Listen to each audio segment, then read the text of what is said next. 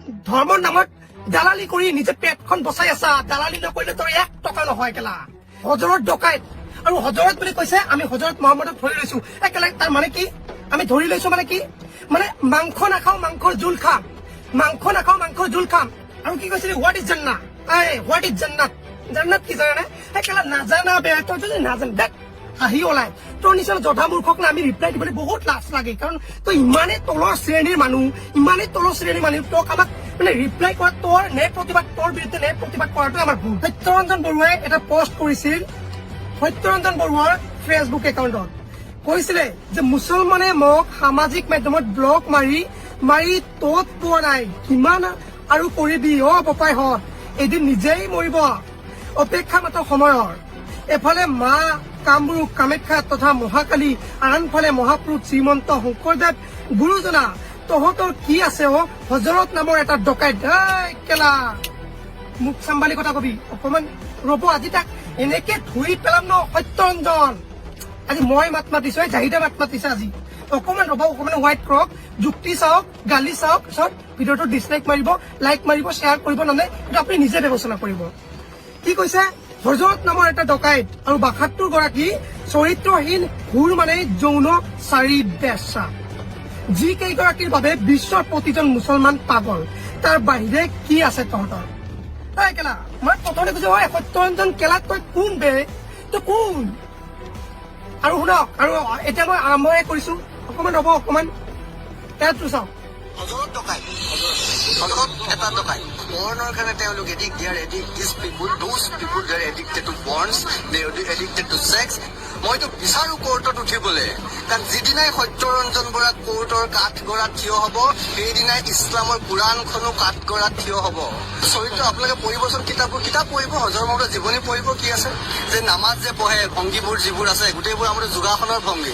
আমাৰ আচ্ছা, এতিয়া কথা হ'ল কি, সত্যৰঞ্জন বৰুৱা মই ইমান দিন মাত মতা নাই, আৰু মোৰ ইমান যোগ্য হোৱা নাই মাত মাতিবলৈ, কিন্তু কিছুমান সময় আহে যোগ্য কৰাই দিয়ে। কাৰণ চাওক, আজি কোৰাণ শ্বৰীফক লৈ বা হজৰত মহম্মদক লৈ তেওঁ যি পায় তাই ক'ব, আমি এৰি দিম নেকি? আমাৰ এটা তেজ নাই নেকি? ভালক ভাল নক'ব, বেয়া নক'ব। দেশত আইন আছে তো, দেশত সংবিধান আছে তো, দেশত প্ৰশাসন আছে তো, ইমান বাঢ়ি যাবলৈ আমি নিদিও তো। আমি মুছলমান হৈ জন্মগ্ৰহণ কৰি বুলি ইমানেই ভুল কৰিছো নেকি? আমি মুছলমান হৈ জন্মগ্ৰহণ কৰাতে ভুল হৈছে নেকি? আজি য'ত পাই তত আমাক এনেকৈ অৱহেলা কৰিব। আজি সত্যৰঞ্জন বৰুৱা তই কোন বে? তই হিন্দুৰ নামত তই কলংকিত ভণ্ড হিন্দু, তই হিন্দুত্ববাদী। কেলা কি কৈছিলি বে? কি কৈছিলি যে হজৰত ডকাইত আৰু হজৰত বুলি কৈছে আমি হজৰত মহম্মদক ধৰি লৈছো। কেলা তাৰ মানে কি? আমি ধৰি লৈছো মানে কি? মানে মাংস নাখাও মাংসৰ জোল খাম, মাংস নাখাও মাংসৰ জোল খাম, একে হলতো না। আজি হজৰত কৈছে হজৰত মহম্মদ পোৱা নাই, এতিয়া কিয় পিছলি মাৰি আছা? কেলা দম আছে ডাইৰেক্ট কৈ দে যে হজৰত মহম্মদক কৈছো, এতিয়া আকৌ কিয় পিছালিব যাব লাগে? আৰু কি কৈছিলি যে আমাৰ পঞ্চ যি মানে অংগী ভংগী কৰা, যোগাসন কৰা, তাৰ পৰা তেওঁলোকে কপি কৰি 5 ওয়াক্ত নমাজ পঢ়ে। কেলা ঠিক আছে বাৰু, এইটো চুৰি কৰা নহয় বে কেলা, এইটো চুৰি কৰা নাই। ইমান মূৰ্খ জধা মূৰ্খ থাকে না, ইমান জধা মূৰ্খ নাই। এইটো চুৰি কৰা হ'ল নেকি? হয়, আমি মানি লৈছো আমাৰ অসমীয়া হিন্দু ভাইসকলে তেনেকুৱা যোগাসন পঞ্চৰত্ন বা তেনেকুৱা কৰে, আমি তাৰ পৰা শিকি লৈছো, ঠিক আছে মানি লৈছো, আমি শিকি লৈছো, আমি কপি কৰিছো, আনৰ দেখি আমি শিকিছো। এইটো কিবা চুৰ কৰা হ'ল নেকি? কেলা বে সত্যৰঞ্জন কেলা তই কি ভণ্ডৰে, তই ইমান অভদ্ৰ না, ইমান চিনচিয়াৰিটি থাকিব লাগে। তোক কেলা মানুহ হিচাপে তোক মই গণ্যই নকৰো, একদম তই পাগল ছাগল। আৰু কি কৈছিলি যে হজৰত বুলি কৈছো, মই যিকোনো চামত কৈছো হোৱাট ইজ। আৰু ভাই শুন, হজৰত কৈছা মানে যিকোনো হ'ব পাৰে এনেকুৱা কৈছা, তাৰ মানে কি ভাই? মই কৈছো যে সত্যৰঞ্জন চোৰ, গুণ্ডা, ডকাইত কৈছো মই। চামন হ'ব পাৰে, কোনোবা এজন হ'ব পাৰে। তুমি তই যেনেকে কৈছা যে হজৰত মহম্মদ, হজৰত এজন হ'ব পাৰে, কোনো এজন মিস্ত্ৰী হ'ব পাৰে, মই কৈছো ইও মিস্ত্ৰী হ'ব পাৰে, সত্যৰঞ্জন এজন।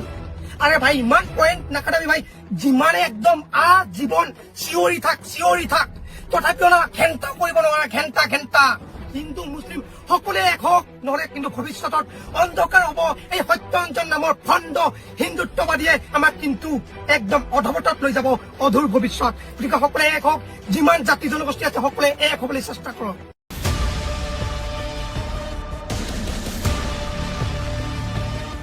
সত্যৰঞ্জন বৰাৰ আগমন,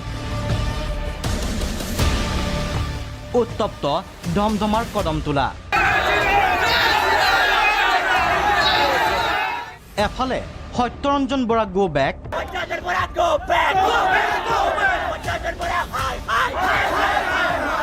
আনফালে জয় শ্ৰীৰাম